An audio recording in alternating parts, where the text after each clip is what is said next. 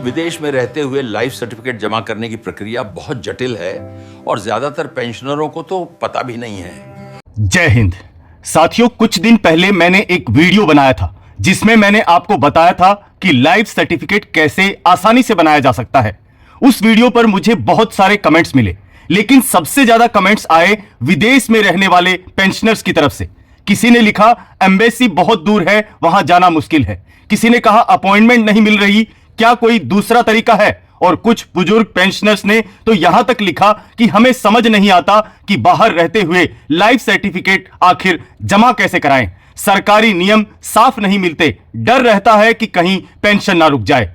और साथियों, सच कहूं तो इन कमेंट्स को पढ़कर मुझे महसूस हुआ कि विदेश में रहने वाले पेंशनर्स की परेशानी को बहुत कम लोग समझते हैं। आपने देश के लिए वर्षों तक सेवा की और आज जब आपकी उम्र आराम करने की है, तब ऐसे छोटे छोटे नियम और प्रक्रिया आपको सबसे ज्यादा कठिनाई देती है। लेकिन आज मैं आपके लिए एक बहुत महत्वपूर्ण और राहत भरी जानकारी लेकर आया हूं, क्योंकि साथियों, सरकार ने आखिरकार आपकी इस समस्या को समझा है। हां, बिल्कुल सही सुना आपने। 31 अक्टूबर 2025 को DOPPW यानी पेंशन विभाग ने एक नया आदेश जारी किया है, जिसमें विदेश में रहने वाले पेंशनर्स के लिए लाइफ सर्टिफिकेट जमा करने की पूरी प्रक्रिया को आसान और स्पष्ट कर दिया गया है। और आज की इस वीडियो में मैं आपको बिल्कुल सरल भाषा में बताने वाला हूं कि आप विदेश में रहते हुए बिना किसी परेशानी के, बिना किसी कंफ्यूजन के अपना लाइफ सर्टिफिकेट कैसे जमा करा सकते हैं। तो आइए शुरू करते हैं उस जानकारी से जो आपकी पूरी साल की पेंशन को सुरक्षित रखेगी। साथियों, लाइफ सर्टिफिकेट हर साल नवंबर में देना जरूरी होता है। अगर समय पर जमा नहीं किया जाए तो पेंशन रुक सकती है। इसलिए आज के वीडियो में आप जानेंगे नंबर 1, विदेश में रहकर लाइफ सर्टिफिकेट कैसे जमा होता है। नंबर 2, स्टेप बाय स्टेप आसान तरीके आपको मैं समझाऊंगा इस वीडियो में। और साथियों, एम्बेसी, बैंक, नोटरी और एजेंट के 4 विकल्प दिए गए हैं सरकार के द्वारा। इनमें से किसी एक को भी आप चुनकर अपना लाइफ सर्टिफिकेट जमा कर सकते हैं।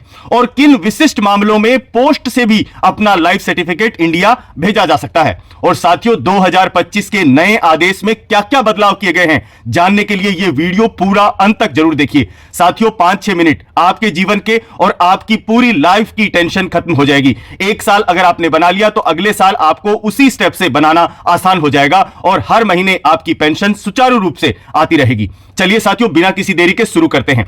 नया आदेश आया है DOPPW का, जो कि है 11/1/2025। तारीख है 31 अक्टूबर 2025। इसे जारी किया है department of pensioners and pension welfare. अब इसे आसान भाषा में समझते हैं। इसमें 4 तरीके बताए गए हैं विदेश में रहते हुए लाइफ सर्टिफिकेट जमा करने के। नंबर 1, डेजिग्नेटेड बैंक ऑफिसर से लाइफ सर्टिफिकेट। अगर आपकी पेंशन किसी भारतीय बैंक से आती है, जैसे कि SBI, BOI, PNB, HDFC आदि, RBI एक्ट 1934 की सेकंड शेड्यूल वाली बैंक जो भी हैं, उनसे अगर आपकी पेंशन आती है तो आप जिस देश में रहते हैं वहां की उस बैंक की शाखा में जाकर बैंक अधिकारी से लाइफ सर्टिफिकेट साइन करा सकते हैं और उसे भारत भेजा जाएगा। आपको इंडिया आने की जरूरत नहीं है, पर्सनल अपीयरेंस की भी जरूरत नहीं है। तो साथियों, यह काम होगा आपके बैंक के द्वारा, जो कि आपके जिस देश में आप रह रहे हो वहां उसकी जो शाखा होगी, ओवरसीज ब्रांच, वहां जाकर आपको यह काम करना होगा। दूसरा, ऑथराइज एजेंट, मजिस्ट्रेट, नोटरी और बैंकर द्वारा साइन कराना। अगर आपके देश में कोई इंडियन बैंक नहीं है तो यह तरीका आपके लिए बिल्कुल सही है। आप किसी मजिस्ट्रेट, नोटरी, बैंकर या डिप्लोमेटिक रिप्रेजेंटेटिव से अपना लाइफ सर्टिफिकेट साइन करा सकते हैं और फिर आपका ऑथराइज एजेंट इसे भारत में जमा कर देगा। नंबर 3, इंडियन एम्बेसी कंसल्टेंट से लाइफ सर्टिफिकेट साइन कराना। यह सबसे भरोसेमंद तरीका है। एम्बेसी या कंसल्टेंट से डॉक्यूमेंट देखकर आपका सर्टिफिकेट जारी कर देगा। इसमें आपको कौन कौन से डॉक्यूमेंट दिखाने होंगे? आपका PPO, पासपोर्ट और आपका पहचान पत्र। यह CPAO नियम के अनुसार पूरी तरह से वैध है। इसके बाद साथियों, नंबर 4, पोस्ट द्वारा लाइफ सर्टिफिकेट भेजना। यह कुछ स्पेशल केस के लिए ही लागू होता है। अगर आप बीमार हैं, एम्बेसी नहीं जा सकते, मोबिलिटी का इश्यू है, मतलब आप चल फिर नहीं सकते, तो सरकार ने आपके लिए स्पेशल प्रावधान किया है। आप डॉक्टर सर्टिफिकेट के साथ अपना लाइफ सर्टिफिकेट खुद साइन करके पोस्ट द्वारा एम्बेसी को भेज सकते हैं। एम्बेसी इसे वेरीफाई करेगा और भारत में भेज देगा। तो साथियों ये थे 4 तरीके। बैंक ऑफिसर से, number 2 magistrate, notary, banker, authorise agent से, नंबर 3 इंडियन एम्बेसी से और number 4 post plus doctor certificate, जो कि स्पेशल केसेस में लागू होगा। अब साथियों ये पूरी जानकारी के बाद मैं आपसे 2 सवाल पूछना चाहता हूं। नंबर 1, विदेश में रहते हुए लाइफ सर्टिफिकेट जमा करने में आपको सबसे बड़ी दिक्कत क्या आती है? दूसरा, क्या सरकार को एनआरआई पेंशनर्स के लिए अलग से हेल्पलाइन या पोर्टल शुरू करना चाहिए? कमेंट में अपनी राय जरूर बताइए, क्योंकि साथियों आपकी राय बहुत महत्वपूर्ण है। आपके जो भी अनुभव हैं उन्हें साझा कीजिए, कमेंट में बताइए, ताकि बाकी पेंशनर्स को इसका लाभ मिल सके। और साथियों मैंने एक वीडियो और अपलोड करी है जिसमें आप यह चेक कर सकते हैं कि आपका जो लाइफ सर्टिफिकेट जमा हुआ है उसका स्टेटस क्या है, मतलब वो अप्रूव हो चुका है, पेंडिंग है या रिजेक्ट हुआ है।